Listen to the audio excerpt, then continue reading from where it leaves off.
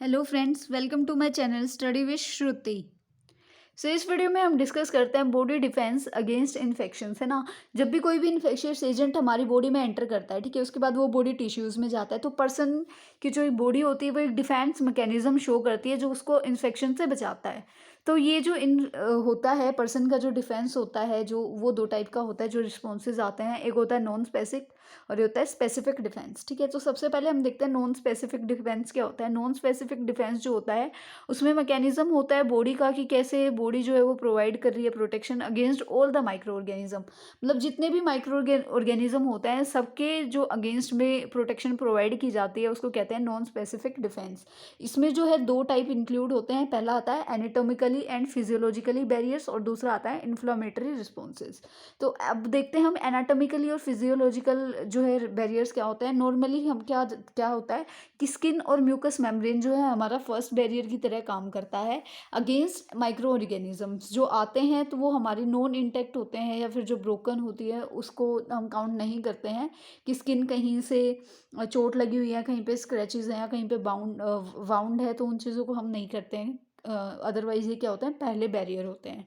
Skin जो है वो एक्ट करती है जो इफेक्टिव बैरियर होता है अगेंस्ट बहुत सारे सर्टेन बैक्टीरियाज। जो बैक्टीरिया होते हैं उनके सामने क्या है, एक बैरियर बन के रहती है जिसकी वजह से वो हमारी बॉडी में डायरेक्टली एंटर नहीं कर पाते हैं। उसके बाद आता है इन्फ्लामेटरी रिस्पॉन्सेज। इन्फ्लामेटरी रिस्पॉन्सेज क्या होते हैं कि ये वो रिस्पॉन्स होते हैं जो अक्कर होते हैं जब भी कोई भी इन्फेक्शियस जो एजेंट है वो हमारी बॉडी में जाता है और वो इंजीरियस होता है, तो उसको क्या होता है कि डिफेंस मैकेनिज्म आता है, एलिमिनेट होता है। जो इंजरियस एजेंट होता है वो उसको डाइल्यूट करता है। इसकी वजह से क्या होता है, ना तो ये बहुत ज़्यादा आगे जो है स्प्रेड हो पाती है, जो इंजरी होती है वो फर्दर स्प्रेड नहीं हो पाती है। इंकरेज करता है रिपेयर करने के लिए, मतलब जो भी डैमेज टिश्यू होते हैं उनको रिपेयर करने में हेल्प करता है। पर्सन का जो साइन और सिम्टम्स होते हैं जो पर्सन को फील होते हैं उसमें क्या होता है, सबसे पहले इन्फ्लामेटरी रिस्पॉन्स ही आता है। जब भी हमें कहीं भी कोई भी प्रॉब्लम होती है, कोई भी इन्फेक्शन होता है, तो हमें वहाँ तीन चीज़ें देखने को सबसे पहले मिलती हैं। एक वहाँ पे इन्फ्लामेशन हो जाती है यानी कि स्वेलिंग आ जाती है। सेकेंडली पेन, और थर्डली क्या होता है, फीवर जो है वो बहुत जल्दी आता है। अगर इन्फ्लामेशन होती है तो क्या आता है, इन्फ्लामेटरी रिस्पॉन्स आता है।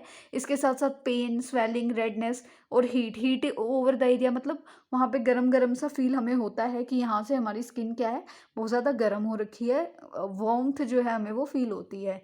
उसके बाद ये सारे फंक्शंस को अफेक्ट कर देता है जहाँ पे एरिया में इंजरी हुई है। तो इंजरी एजेंट जो है वो दो टाइप के हो सकते हैं। फिजिकल एजेंट हो सकता है यानी कि कोई ट्रॉमा हुआ है, एक्सपोजर हुआ है किसी एक्सेसिव हीट या फिर कोल्ड, या फिर कोई भी रेडिएशन से ज़्यादा एक्सपोजर हो गया है, उसमें हम चले गए हैं। सेकेंडली होता है केमिकल। केमिकल में जैसे कि स्ट्रॉन्ग जो एसिड्स होते हैं या फिर जो एल्कलाई या फिर जो इरिटेटिंग गैस हैं, अगर हम उनके कांटेक्ट में आए हैं और उसकी वजह से हमें क्या है, कोई भी प्रॉब्लम हुई है, हमें कोई भी इन्फेक्शन हुआ है, तो वो।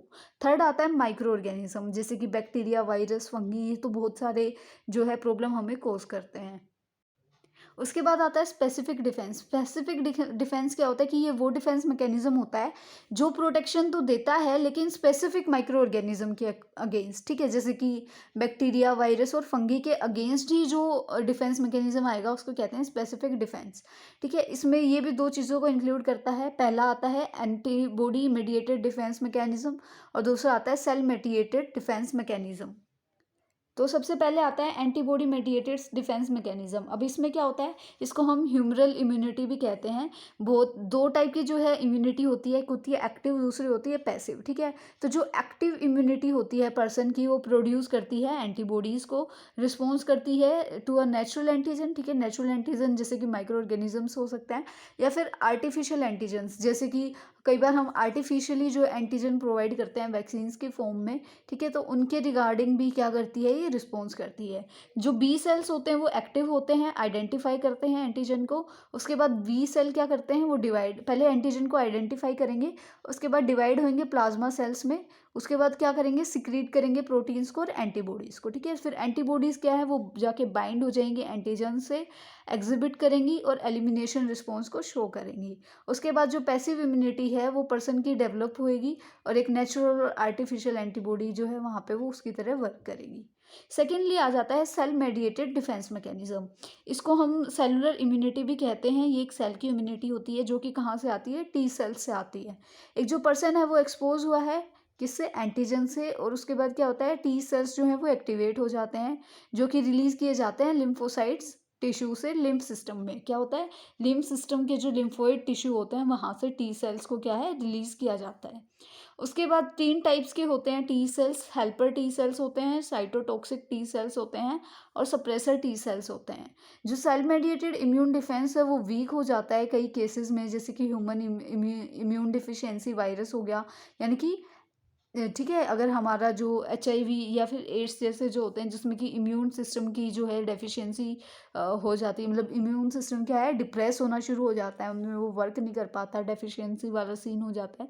तो वही है कि ह्यूमन इम्यून डेफिशिएंसी वायरस जब हो जाता है, ठीक है, तो पर्सन का क्या है वो ज़्यादा रिस्क पे होता है कि वो डेवलपिंग इन्फेक्शंस जो हैं वो इन्फेक्शन ज़्यादा होने लग जाते हैं और वो ठीक कम हो पाता है। तो ये आता है सेल मेडिएटेड डिफेंस मैकेनिज्म में।